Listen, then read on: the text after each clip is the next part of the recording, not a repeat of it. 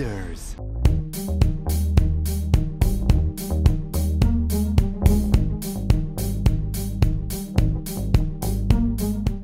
La principale motivation, c'est le service de l'État. Moi, je suis quelqu'un qui croit profondément dans la notion de l'État, dans la notion de service, et surtout, je m'oppose pleinement à la notion, à l'idée de dire qu'on se sacrifie.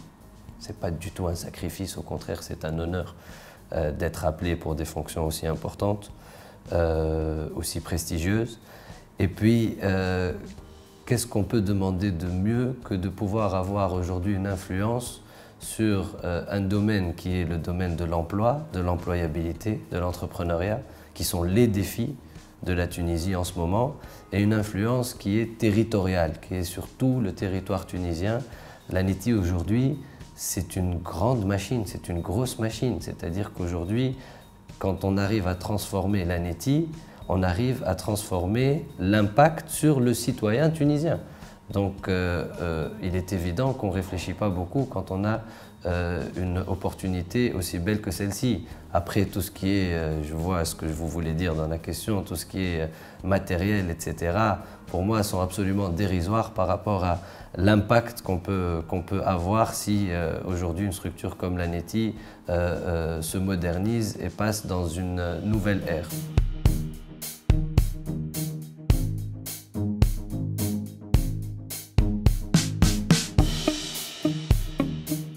La position de l'ANETI, elle est cruciale. Elle est cruciale, pourquoi? Parce que l'ANETI, c'est comme l'entonnoir, c'est-à-dire l'éducation, l'enseignement supérieur, l'industrie, l'ensemble des entreprises. À la fin, on retrouve tout au sein d'un bureau d'emploi et au sein aussi d'un espace entreprendre. Et donc, c'est très important pour l'ANETI aujourd'hui de pouvoir condenser tous ces besoins-là, toute la réalité du marché, pour trouver des solutions. Et en même temps, ce n'est pas une position qui est facile, parce que tout ce qui ne marche pas, on va le retrouver à la fin au sein du bureau d'emploi et on va se plaindre du bureau d'emploi. Et donc c'est ce qui rend notre mission difficile, mais c'est ce qui la rend aussi passionnante. Et donc tout le challenge aujourd'hui, c'est de parvenir à mettre ensemble ces deux cibles-là et à mettre l'ensemble aussi des outils en place pour qu'on puisse faire le matching entre les besoins des entreprises et entre les qualifications des chercheurs d'emploi. Et pour ça, il y a un grand nombre d'outils. Il y a aussi un personnel, et ça je dois le dire, il y a un personnel aussi qui est très motivé, contrairement à ce mythe qu'on entend souvent sur l'administration publique. Je peux vous le dire, je connais le terrain. J'ai visité les 24 régions sur les 3 mois de mon commencement, c'est-à-dire l'été dernier. Et je peux vous dire qu'il y a un personnel qui est extrêmement aujourd'hui motivé, qui manque malheureusement de moyens, qui manque de formation. Et c'est donc tout le challenge que j'ai moi en tant que premier responsable de parvenir à leur mettre en place et à leur mettre à disposition l'ensemble de ces outils-là pour qu'ils puissent apporter le meilleur des services. Mais la base est là, l'humain est là. On ne peut rien faire sans l'humain. Et aujourd'hui, je pense qu'on a bien travaillé sur la confiance. Il y a une confiance qui est revenue, il y a une confiance qui est là entre le directeur général, entre le personnel de l'ANETI. Et c'est la base pour pouvoir aller plus loin. Et c'est pour ça moi je suis en tout cas personnellement très optimiste pour la mise en place de la vision de l'ANETI.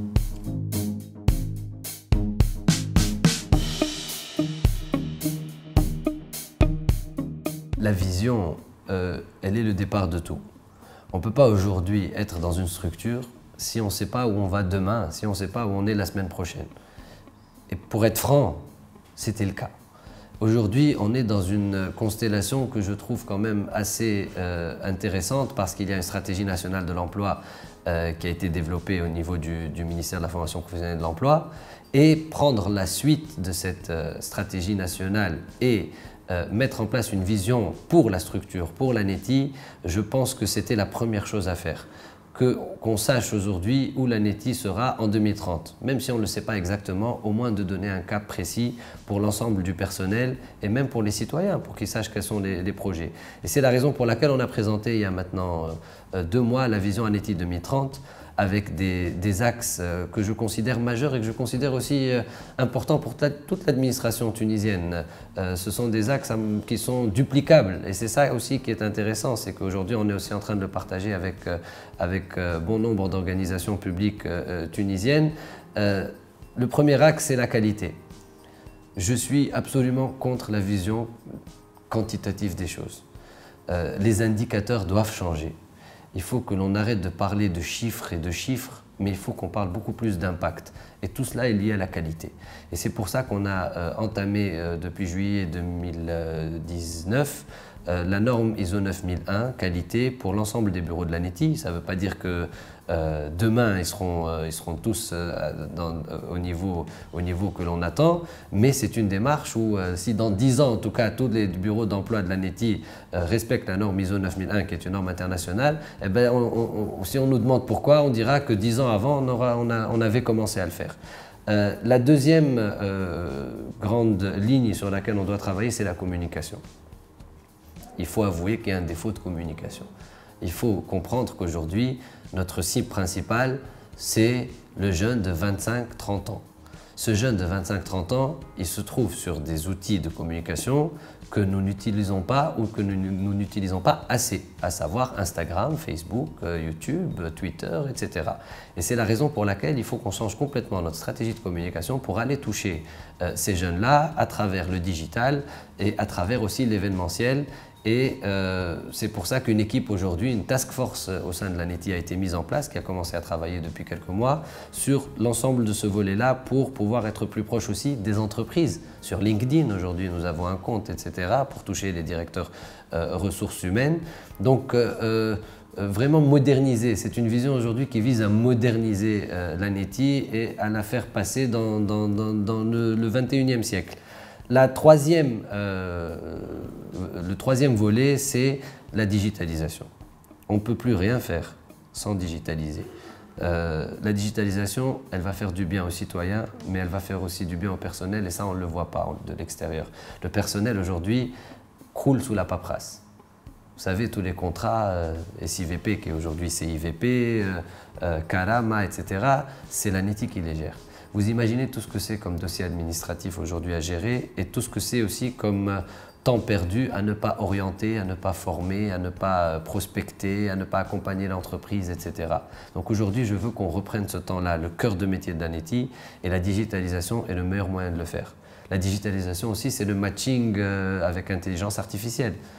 Aujourd'hui, on travaille sur une refonte complète du site web pour l'année prochaine, pour pouvoir avoir un site web moderne, un site web qui est complètement transformé, dans lequel vous allez avoir un espace entreprise, un espace chercheur d'emploi, dans lequel il y aura un matching même avec taux de correspondance et une plateforme d'entrepreneuriat dans laquelle on trouvera l'ensemble de l'écosystème, etc.